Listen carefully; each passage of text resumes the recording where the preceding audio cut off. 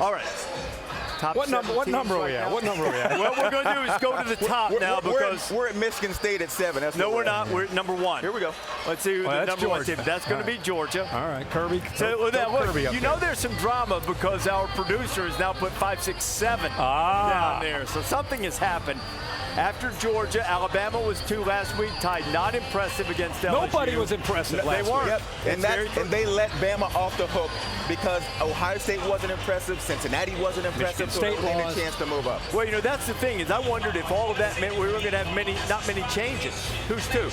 Alabama. We don't have many changes. Now, we know we're going to have a change at 3 because Michigan State lost outright against Purdue. So who moves into the 3 spot? Oregon. Slide them right up. Yeah. Okay, so Oregon just slotted up 1. Michigan State gets out of the way. So now Cincinnati, Ohio State, 4, 5. Buckeyes were ahead last week at 5, 6. Who's number 4? Slide them on up. Yep. Ohio State. So we're kind of seeing a pattern here. Everything's saying status quo because nobody was impressed. The only mystery this week is what happens to Michigan and Michigan State.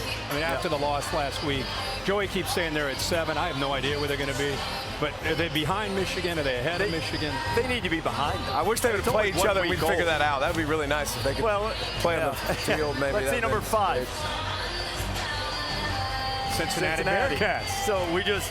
Yeah, everybody. It's the only change is, if there is, 6 and 7. But Cincinnati, feel good about it because everybody just sliding up. Those teams are going to lose in front of you. I said last week when I said chill. You said just chill out. Just keep. You got a little upset with the crowd. You just don't simmer down. It's because I said carnage around you, keep winning, and you I keep still riding. don't believe in just chill because they don't control their own destiny. Before we see Michigan State, one quick thing here. The 13 members in that committee, they vote every week, and it'll only take a few people to change their mind. But the one thing you see here, and I know nobody was really impressive, some consistency from one week to the next. They thought these teams were in this order. They left them in this order because they all kind of played the same. Nobody showed that they should be out of this order. Right. So Rece and David, you guys have Michigan State here. I've got Michigan State at 6. I got Michigan at 6. Let's see what 6 is. I got Michigan. Okay, now I've got a problem. Now I've got a problem. Oh, really? I do. So number 7's Michigan State. Head to head. Now, it may be close. I don't get that. We've got Oregon head-to-head over there. And they beat Ohio State, right? Yeah, well, here's the thing. Here's the thing that I would say that I take exception to here. Oregon, Ohio State, if you want to say that it's changed since September, I'm good with that. Just 2 weeks ago. 1 week. You know, one week to the next, and I assumed that vote was probably close, right? The only thing I can say, not to defend the committee, Michigan State won that game, and they deserve all the credit. But let's not forget, if you're splitting hairs, it was 30-14, and Michigan came back, and again, they won that game. I understand. The one thing you got to remember if you're Michigan State, still have Ohio State coming up. You still have Penn State coming up.